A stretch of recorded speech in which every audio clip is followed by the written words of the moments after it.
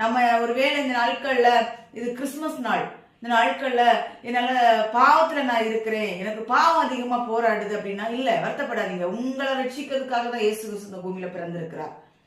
எவ்வளவு கொடூரமான பாவத்தில் நீங்கள் விழுந்து கிடந்தாலும் தேவன் ரட்சிக்க வல்லவராய் இருக்கிறார். அதனாலதான் இயேசு கிறிஸ்து இந்த பூமியில் பிறந்திருக்கிறார். பாவிகளை ரட்சிக்க இயேசு இந்த உலகத்தில் வந்தார்.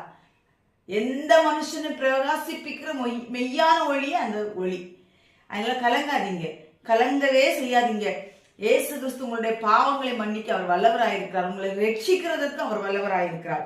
அதுக்கு அடுத்த கீழே வசனத்துல பாருங்க, மத்தேயு 1:23 அவன் இதோ ஒரு கன்னிகை கர்ப்பவதியாக ஒரு குமாரனை பெறுவாள், அவருக்கு இம்மானுவேல் என்று பெயரிடுவார்கள் என்று சொன்னான்.